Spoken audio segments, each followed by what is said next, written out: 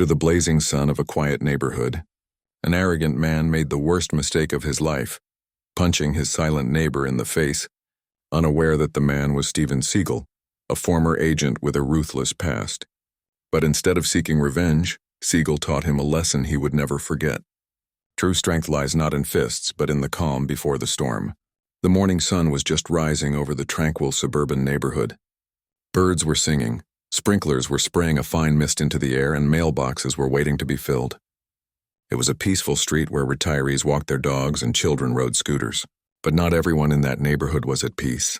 Just 3 houses down from Steven Seagal's residence lived Bran Dalton, a man in his mid-30s with enormous biceps and a pride even bigger than his house. Arrogant, always boasting about his undefeated record in street fights and convinced he was the strongest man in the world. Brent believed the universe revolved around him and especially hated the attention Steven Seagal received.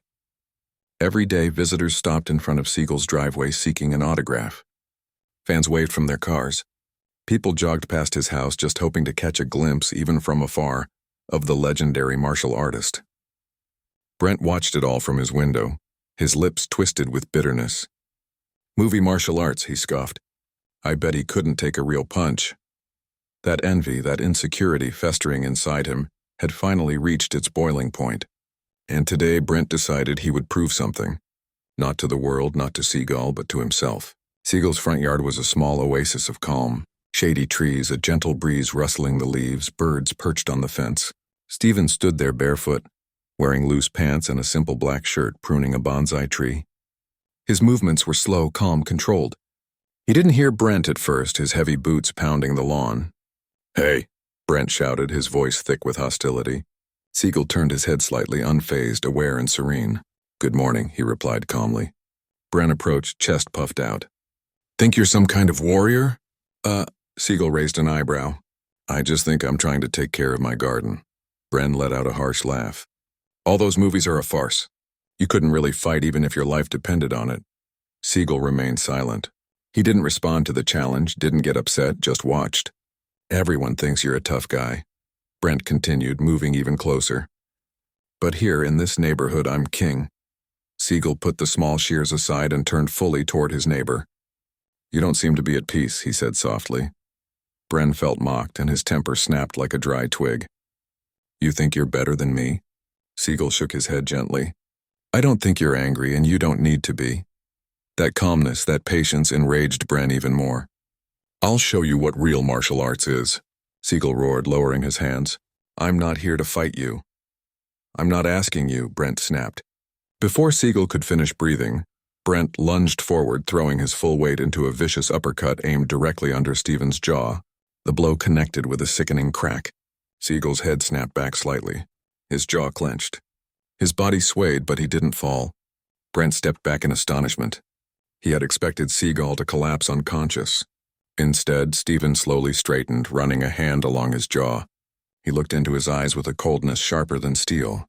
Brent's smile vanished instantly. "You just made a decision," Seagal said quietly. "One you can't take back." Brent took a trembling step back. For the first time in his life, he regretted throwing a punch, but in his panic, arrogance still fought to take hold. "I can hit harder," he stammered. Seagal stepped forward, not quickly, but with terrifying confidence. Her mere presence forced Brent to retreat step by step. Brent threw another wild punch, a clumsy, adrenaline-fueled hook. Seagal dodged it with a slight shift of his body. Effortlessly, unhurriedly, Brent threw another punch, another miss. Then Seagal moved, caught Brent's wrist in midair, twisted it effortlessly, and sent him crashing to his knees with a pain so sharp it stole his breath. "Ah, my arm, my arm!" Brent cried. Seagal's face didn't change. Impassive. "Relax, you attacked me for no reason," he said softly. "I offered you peace, and you responded with violence." Brent tried to break free, but Seagal had him completely under control with one hand. "You've built walls around your ego for years," Seagal continued. "But a weak foundation always crumbles." Suddenly he let go. Brent fell to the grass, clutching his arm. Seagal took a step back. "You broke my arm," Brent gasped. Seagal shook his head. "Not yet." That last sentence echoed like a death sentence. Across the street, neighbors watched from behind their curtains, shocked and terrified. Whispers spread like wildfire. That guy hit Seagal first. Stephen didn't even hit him back. This isn't going to end well for the neighbor. Brent stumbled backward toward his driveway. Sweat trickled down his face. Fear replaced his false bravery. Stay away from me. Brent yelled. I'll call the police. Seagal simply watched him retreat as calmly as a shadow. Should you call someone? She replied gently.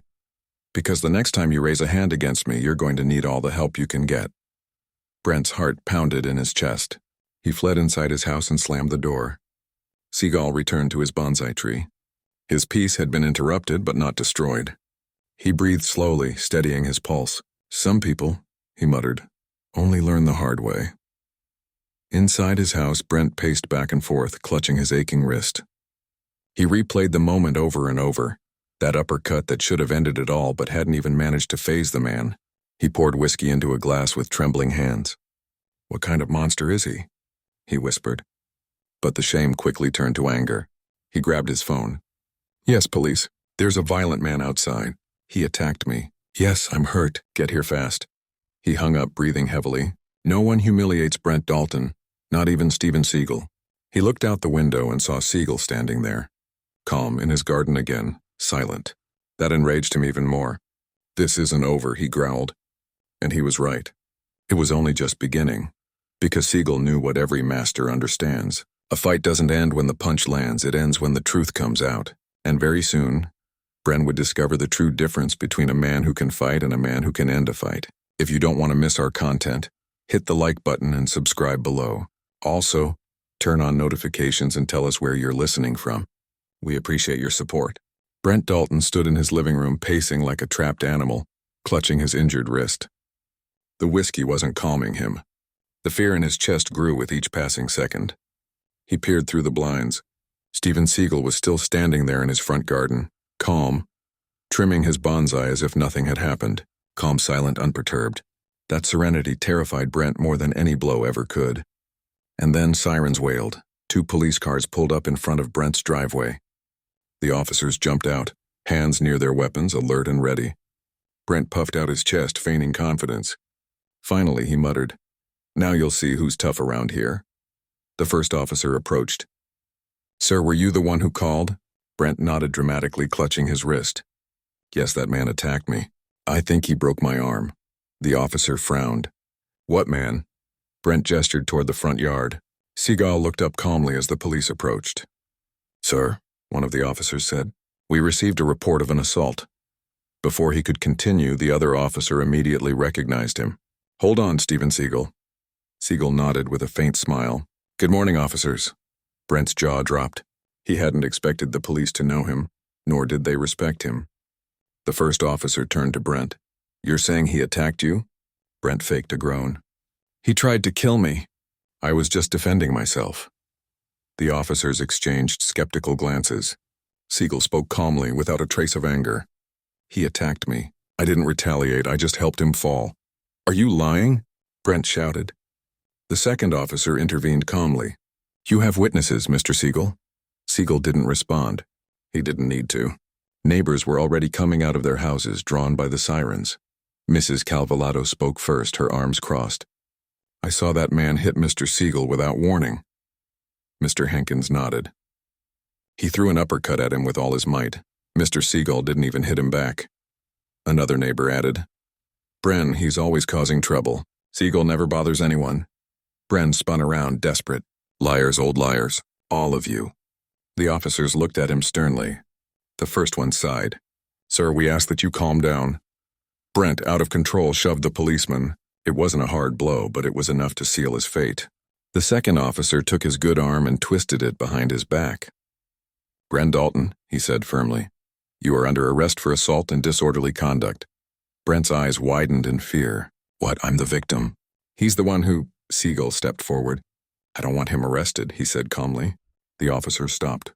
Brent was confused too. "Mr. Seagal," the first one said cautiously. "He attacked him.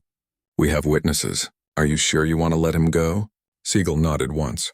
Sometimes jail doesn't teach lessons, but humility does. He looked directly into Brent's terrified and furious eyes. "I'm giving you a chance to walk away from this moment a better man." Brent opened his mouth to reply, but no words came out. The police officers slowly released him. Brent stumbled forward, rubbing his wrist, trembling not from pain but from being face to face with a force he didn't understand. The second officer warned, "We'll be nearby in case anything else happens." The patrol cars left. The neighbors went back to their homes, murmuring about the fool who had attacked a martial arts legend. Brent stood there furious and humiliated. Seagal simply resumed trimming his bonsai in peace. But Brent didn't leave. He turned toward his house, rage boiling in his veins once more. "This isn't over," he growled. Minutes later, Seagal finished trimming the bonsai. He straightened up, dusting off his hands. He sensed it before he saw it, heavy footsteps on the lawn.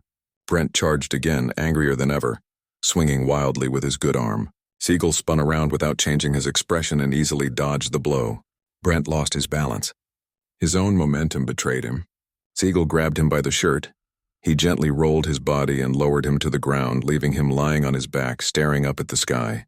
Brent gasped in astonishment. How do you do that?" Seagal bent down beside him. "You mistake anger for strength," he said calmly. "But anger is nothing more than fear wearing a mask." Brent slid away awkwardly, standing up.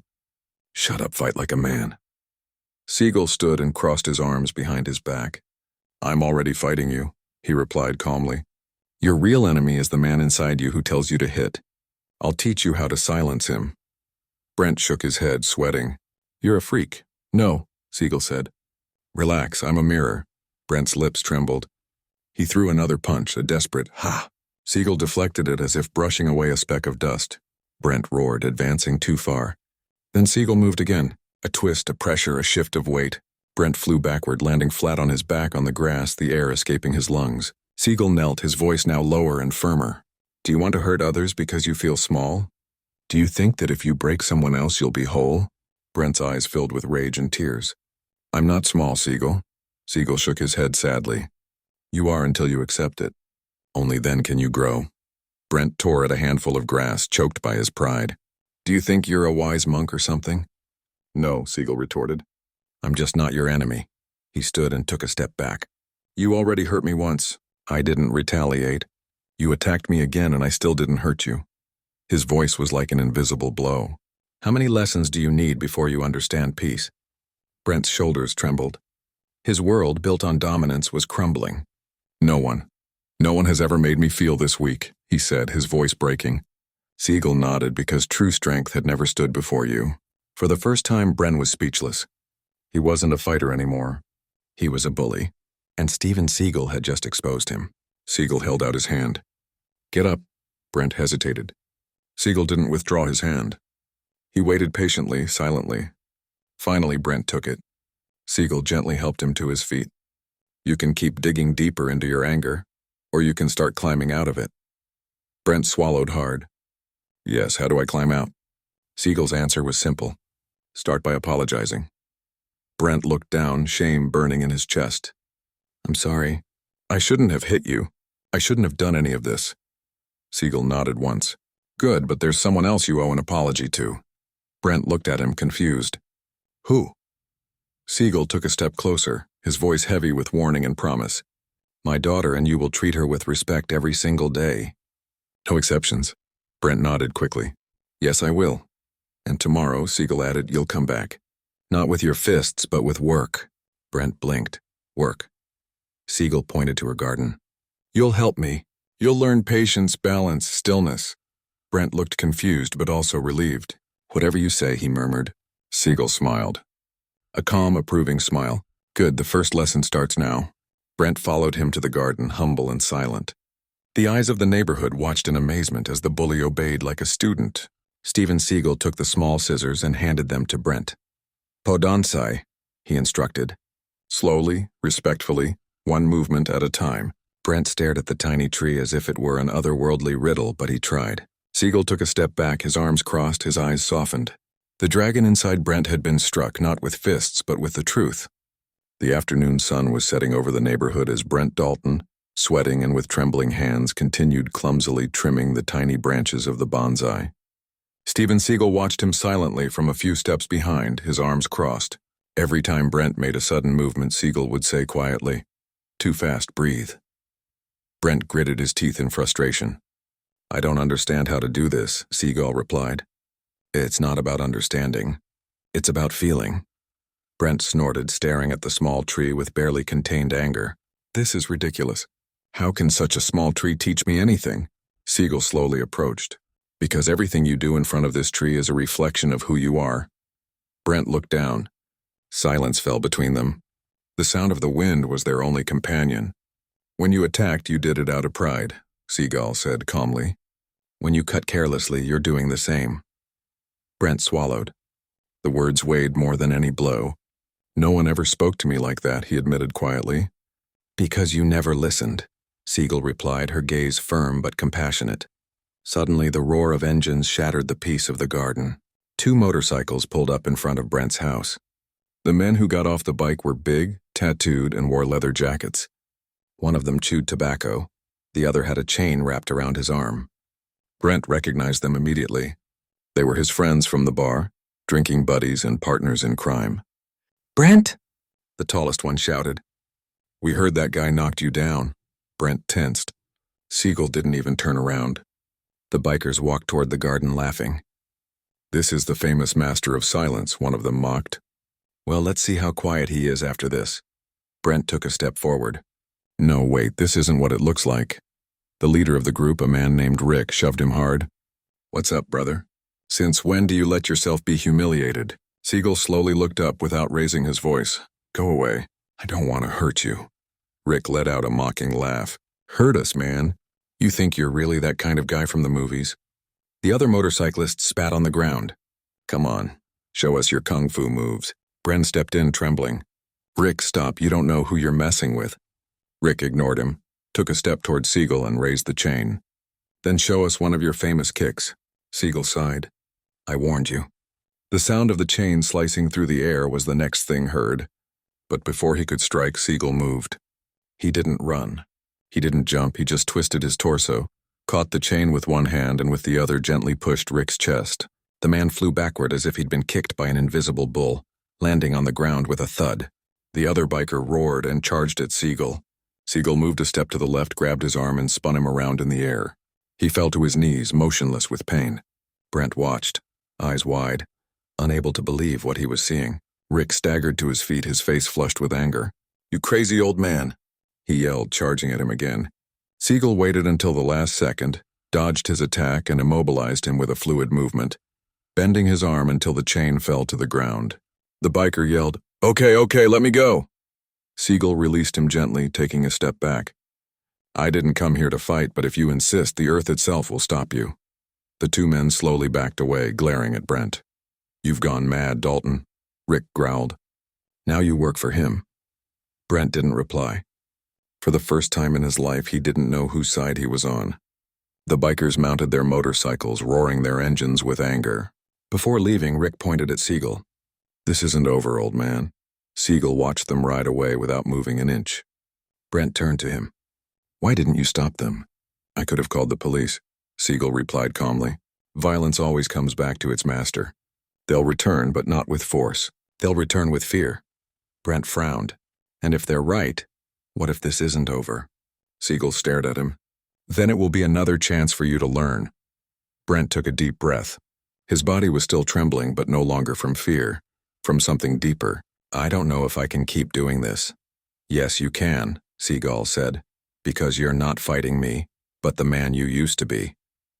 Brent looked at the bonsai, its branches clumsily trimmed. For the first time, he saw something different in it. Order, patience, purpose. Silence returned. Seagal broke it gently. "Tomorrow you'll be back to work. The bonsai hasn't finished its lesson yet." Brent nodded. "See you tomorrow, master." Seagal watched him leave, knowing the storm was only just beginning, because somewhere along the road the motorcyclist had already made a call, and on the other end of the line a voice answered coldly, "Then we'll all go tomorrow." Night fell over the neighborhood. The lights in the houses flickered silently, and only the chirping of crickets broke the stillness. Inside his home, Steven Seagal was serving a cup of tea. His movements were as calm as his breathing, slow, measured, deliberate. Meanwhile, a few blocks away in the empty parking lot of Iron Tap, Rick and his friends were meeting up with 6 other bikers. They were all furious, fueled by wounded pride. Rick raised his voice over the roar of the engines. "That old guy humiliated me. He knocked me to the ground like I was nothing. One of the men with a scar across his cheek looked at him with disdain. And you come here crying about it, he said. If it bothers you so much, let's go and settle it. Rick nodded. No one will find out tonight. We'll go in, scare him, and if he messes with us, well, you know.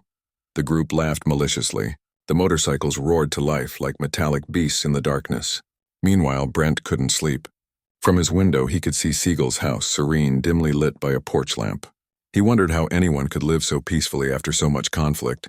But something in the air unsettled him. A feeling, a quiet pressure in his chest. And he wasn't wrong. In the distance, motorcycle headlights began to appear, slowly advancing down the street. 8 men dressed in black with chains, bats, and metal pipes.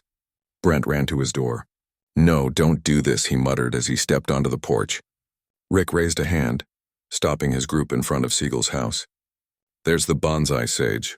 Seagal, from inside, had already felt the vibration of the engines long before they arrived. He turned off the lamp, placed his teacup on the table, and walked to the door. Brent yelled from his yard. Rick, stop. You don't know what you're doing. Rick ignored him and threw a rock at the front window. The glass shattered. Get out of there, old man, he roared. Let's see if your peace saves you now.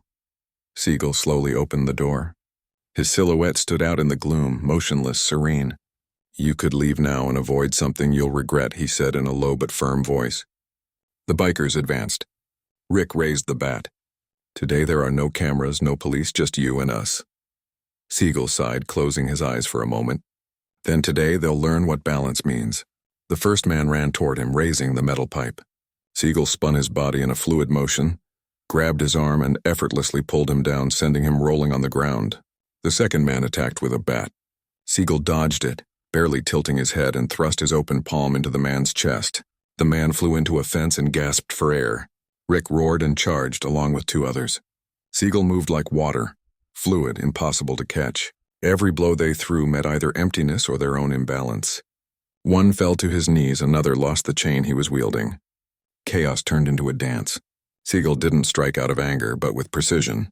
Every movement was measured, exact, devastating. Rick gasped, furious, fighting like a man. Damn, old man. Seagal replied without raising his voice. A man fights when he must, a wise man when there is no other way out. Rick lashed out once more, screaming, blind with rage. Seagal turned smoothly, took his wrist, and pinned him to the ground in one swift motion, bending his arm until the bat fell. Rick cried out in pain. Seagal looked him in the eye. You still don't understand. I didn't come here to fight. I came to stop the cycle. Rick spat at him. Stop this yourself. Seagal released his arm but looked at him with a calmness that chilled the blood of everyone present. I already did. One of the men stood up behind him, wielding a pipe, ready to strike him. Brent saw it and yelled back. But it was too late. The blow came down. Seagal spun around in a flash, caught the pipe with one hand, deflected it, and with a slight push sent the attacker crashing into a bush, knocking him unconscious. The rest of the group backed away, panting, their eyes wide with fear. Brent ran into the garden. Stop, please, stop. Seagal raised a hand. The men froze. His voice was so low it was barely audible, but it carried a weight that crushed them. I'm not looking for your pain, I'm looking for your conscience. The group looked at each other, hesitating. Rick was still breathing heavily on the ground. What? What are you? Seagal asked. He looked at him. A man who learned too late what you're learning now. The sound of sirens could be heard in the distance. One of the neighbors had called the police. The terrified bikers began to back away. Rick, however, didn't move. His eyes were fixed on Seagal, as if something inside him had just broken. You won't betray me, will you? Seagal shook his head. You're already condemned, but not by me, by yourself. The men scattered, starting their motorcycles and disappearing into the night. Brent approached, his face pale. I thought you were going to kill them. Seagal looked at him with impossible serenity. That would be easy. The hard part is forgiving them. Brent nodded slowly, understanding something he couldn't quite put into words. The patrol cars arrived minutes later, but it was all over. One of the officers, the same one who had come days before, surveyed the scene. You again, Mr. Seagal? He asked with a resigned smile. Seagal nodded slightly. Yes, but this time there won't be any reports, just lessons. The officer looked at Brent, who was now holding the small bonsai tree. And you, Mr. Dalton? Brent took a deep breath. I'm learning, he said. Or at least trying to. The officer nodded, understanding without asking any more questions. When they left, silence returned to the neighborhood. Seagal looked at the yard. The lawn was covered in footprints and broken branches. "We'll fix this tomorrow," Brent said. He nodded. "Yes, together." Seagal smiled slightly. "That's how true peace begins." The next morning dawned with an eerie silence. The whole neighborhood was talking about the nighttime attack, but no one knew the exact details. Some said Steven Seagal had faced 10 men without a scratch, others that he'd simply watched them run away. Meanwhile, Brent Dalton arrived early, just as he'd promised. His hands were still trembling, but his gaze was different.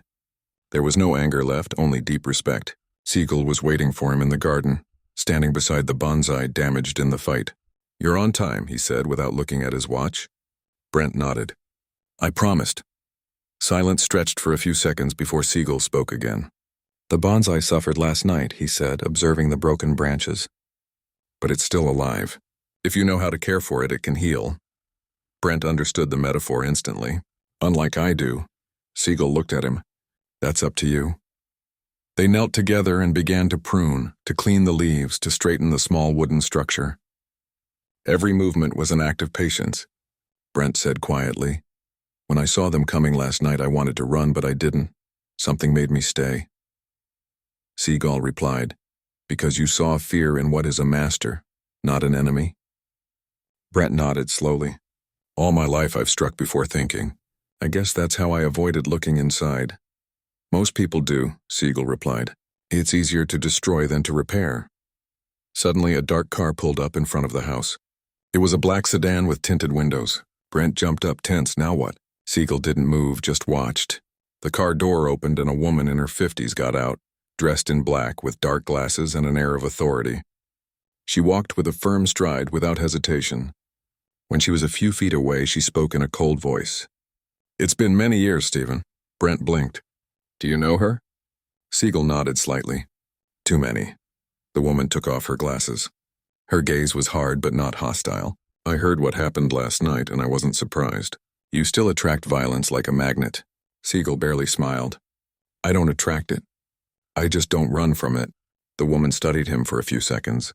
"That's what you used to say when we worked together. But this time it's not a group of drunken bikers." Brent looked confused. "What are you talking about?" She ignored him and turned to Seagal. "Rick didn't act alone. Someone sent him." Seagal frowned. "Who?" "A man who remembers you very well," she replied. "His name is Mason Red." Silence fell like a blow. Brent looked at Seagal. "Who's more honorable?" Seagal didn't answer immediately, just inhaled deeply as if the words weighed heavily on her. "An old mistake I thought was buried." The woman nodded. "He never forgave you. He thinks you betrayed him, and now he wants to make you pay publicly." Brent took a step forward. "That guy was the one who sent those bikers." "Yes," she replied. "And he won't stop there. He has more men and guns." Seagal crossed his arms. "I don't need them. I've faced worse." The woman looked at him with a mixture of respect and frustration. "Always the same. Always believing you can stop a storm with your bare hands." Seagal stared at her. "Not with your hands, with your heart?" She let out a short, ironic laugh. "It won't work this time. Mason has more than just hate. He's afraid, and fear makes a man dangerous." Brent took a nervous step back. "What do we do then?" Seagal answered without hesitation. "We wait. Violence doesn't need to be sought out. It always comes on its own." The woman shook her head. "You have a chance to leave, Stephen, to disappear like before." He was silent for a few seconds before answering. "I've run away too many times already. This time I'm staying." Brent looked at him, puzzled. "Why?" Seagal looked at him calmly. "Because there are things one must face, not to win, but to bring closure." The woman watched him silently, as if she understood deep down. "Then I'll do what I've always done. Watch your back." Seagal bowed her head in gratitude. "Thank you, Julia." Brent looked at them both. "You know how to fight too?" Julia smiled slightly. "Let's just say I have my tricks up my sleeve." The atmosphere shifted. The tension transformed into a strained calm, the kind that precedes an inevitable storm. Julia returned to the car and placed a folder on the floor. "It's all in there on Mason, his men, their routes, their movements, and more." She looked directly at Seagal. "He plans to come for you tonight." Brent swallowed. "Here," Julia nodded. "Yes, and not just with bikers. Seagal glanced at the bonsai tree in front of him, then at Brent. So, today you'll learn your final lesson. Brent looked at him confused. Which one? Seagal replied in a low but firm voice. How to face chaos. With serenity. Julia got into the car and drove off without looking back. Brent turned to Seagal. What will we do when they arrive? Seagal took a deep breath. What you should always do when darkness falls. Brent waited for the answer. Seagal looked up at the horizon where the sun was beginning to set. Night fell over the neighborhood like a dark veil. The streetlights flickered. The wind rustled through the trees and a tense silence filled every corner. Brent Dalton paced restlessly inside the house, checking the windows one by one. Do you really think they'll come? He asked, his voice trembling. Steven Seagal sat in the garden before the bonsai, meditating with his eyes closed. Danger always comes when fear calls, he replied calmly. That's why you should be silent and watch. In the distance, engines began to roar. First one, then several. The echo reverberated off the hill like an ancient threat. Brent clenched his fists. It's them! Seagal rose slowly with an almost unreal serenity. Then let them come. Within seconds, a dozen motorcycles burst through the front door. Headlights on, black jackets, and at the front a bald man with a scar on his cheek. More honor. He dismounted his motorcycle with a heavy stride and a cold smile. Seagal, he said 40 years later, still giving speeches about inner peace. Seagal stepped forward. Mason, I thought you'd learned that violence cures nothing. Mason laughed bitterly. Violence was the only thing that gave me a name. You took it from me. You took it from yourself, Seagal retorted. When you crossed the line, Mason raised a hand and his men pointed bats and chains. This time no philosophy will save you. Brent stepped forward. If you go against him, you go against me. Mason looked at him with contempt. And who are you? The disciple. Seagal raised his hand, calming Brent. You don't need to fight, son. Sometimes true strength lies in stillness. But Mason didn't wait. At a signal, his men rushed into the yard. Chaos erupted. Seagal moved like a ghost. Every precise strike, every fluid movement, a twist, a lock, a takedown. The bikers fell one by one, not understanding how. There was no hatred in his actions, only control. Brent, though fearful, defended the entrance, following the lessons he'd learned that week. He deflected one blow, dodged another, and managed to take one down without resorting to excessive force. Mason watched furiously until he grabbed a steel pipe and charged straight at Seagal. The metallic clang echoed through the air as the pipe hit the ground. Seagal had dodged it with minimal movement. You're still fast, Mason snarled. But you're not 20 anymore. Seagal stared at him blankly. I don't need 20 years, just clarity. Mason attacked again, but Seagal stopped him with an arm lock and a precise chest strike that knocked the wind out of him. He caught him, preventing him from falling. I didn't come here to destroy you, Mason, he said calmly. I came here to free you from what's consuming you. Mason gasped, spitting blood. Free me? You took everything from me. Seagal slowly released him. I gave you a chance. You chose the path of resentment. For a moment, Mason's face shattered. The years of anger seemed to weigh heavily on his shoulders. So what now, Seagal?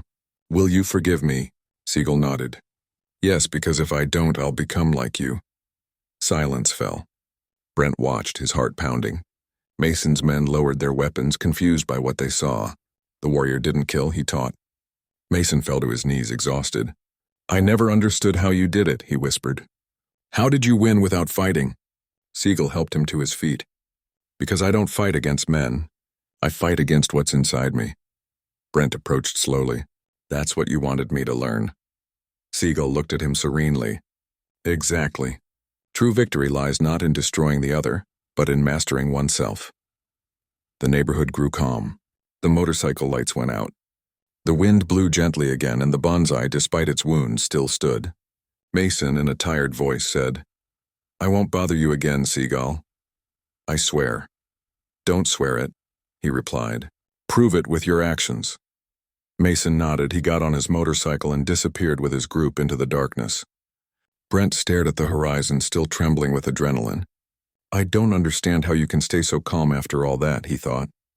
Seagal watched the sky where the first light of dawn was beginning to appear. Because I learned that peace isn't the absence of war but self-mastery, he said. Brent smiled, nodding silently. The sun began to rise, gilding the garden. Seagal sat back down in front of the bonsai and, with steady hands, straightened one of its broken branches. "Everything that breaks can heal," he said. Brent sat down next to him. "Even us," Seagal smiled slightly. "Especially us." The camera slowly pulls back, showing the calm house, the clear sky, and the master and his apprentice sharing a silence full of meaning.